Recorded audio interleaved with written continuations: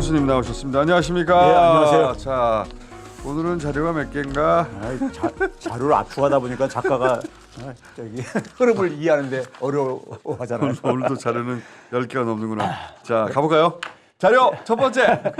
예, 저는 우리 사회 자, 우리 얼굴 말고 자료를 띄워주세요. 우리 사회 특히 정치판에 보면 사이비들이 많다고 생각하는데 네.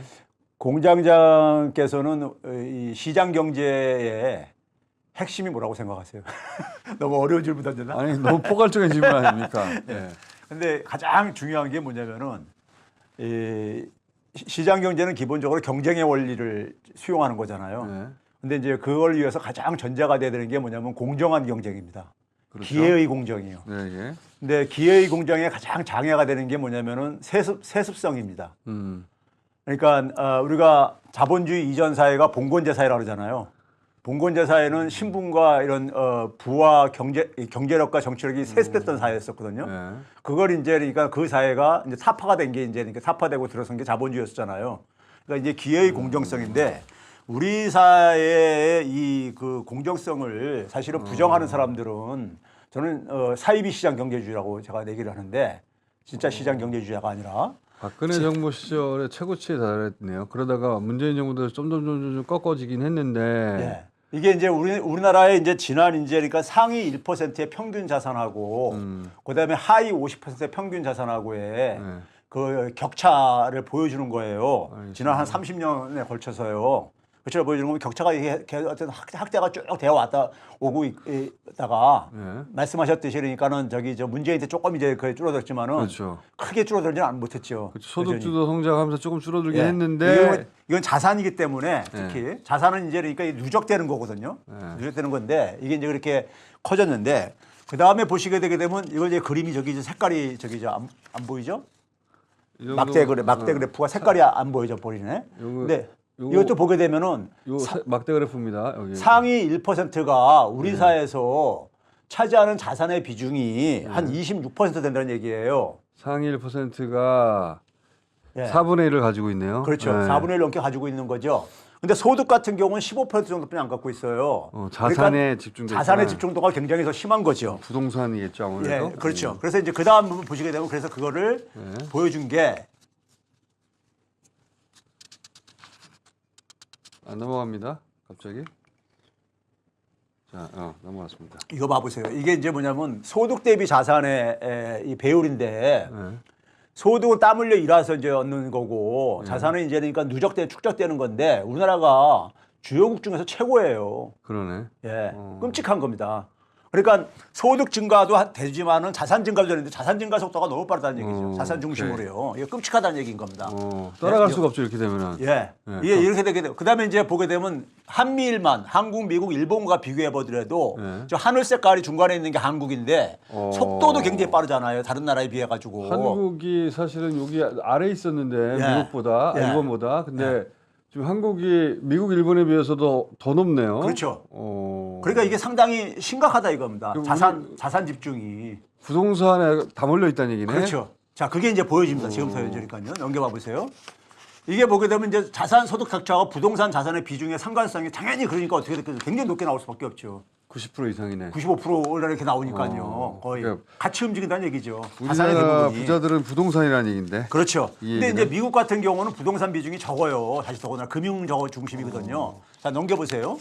근데 이제 이 격차가 지난번에도 한번 말씀드렸지만은 결혼율과 이제 이게 출산율에 영향을 미쳐요. 당연히 영향을 미치겠죠. 근데 그 결혼율과 출산율에 영향을 미치는 대표적인 게 불평등하고 그다음에 주거비, 자녀의 교육비입니다.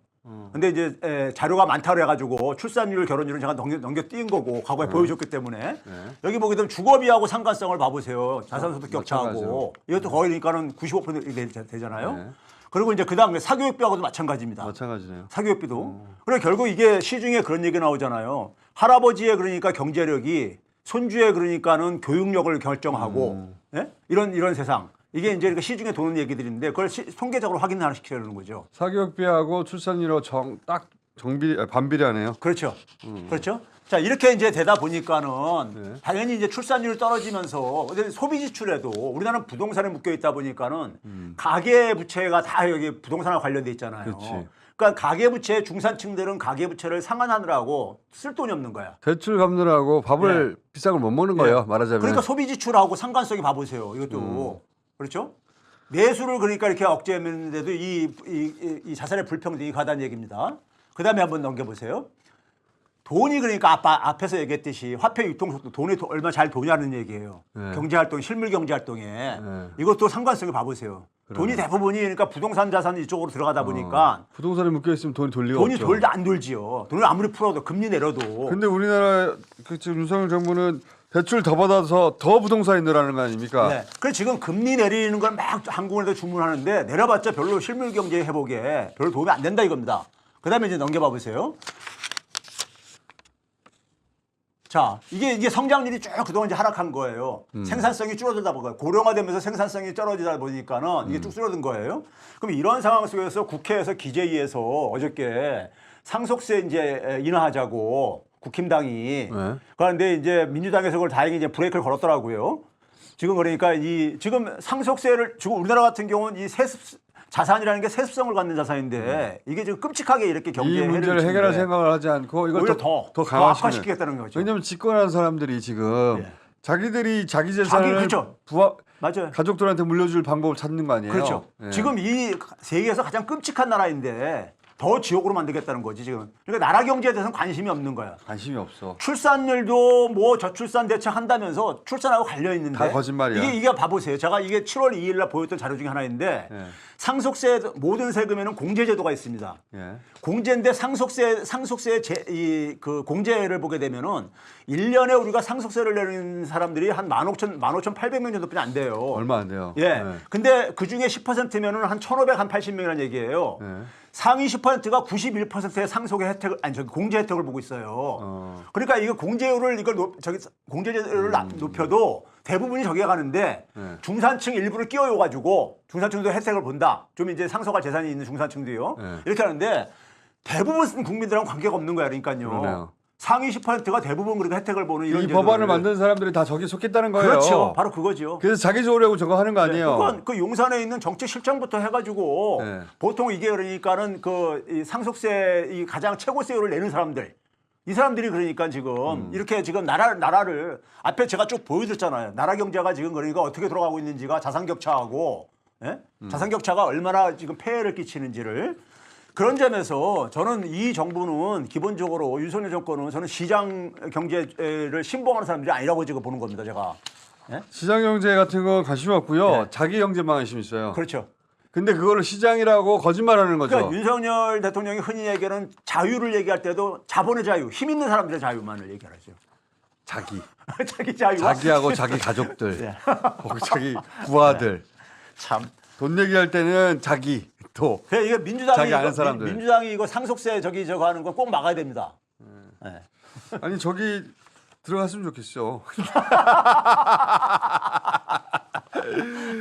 그러나 대부분의 사람들은 상관이 없다. 종부세도 마찬가지였잖아요. 그러니까요. 예. 지금 그걸 그러니까는 뭐 종부세 경제 살린다고 그러니까 거짓말을 하고 앉아있으니까. 다 거짓말인 거죠. 예. 앞에 제가 쭉 종부세하고 보여드렸듯이. 상관도 없는 사람들이 종부세 없애야 된다고 말해요. 항상 그 종부세로 걷어낸 세금으로 혜택을 입어야 될 사람들이 근데 지금 자기는 내지도 않은 세금을 정부세- 줄이게 되면은 결국 그게 뭐냐면은 대다수 서민들한테 쓸 돈이 줄어드는 거예요. 제 말이 그 결국은. 말이에요. 그 세금을 걷어서 혜택을 입어야 할 사람들이 자기는 내지도 않는 세금을 깎아달라고 막 그러는 거 아니에요. 그렇죠. 자기 삶을 더 팍팍하게 만드는데. 그래. 왜냐하면 미디어들을 그런 사람들이 장악하고 있으니까 종부세 때문에 다 망한다고 계속 협박을 하니까 자기하고 상관도 없는데. 그러니까 국민들이 똑똑해야 됩니다. 오늘 여기까지 하겠습니다. 감사합니다. 네, 감사합니다.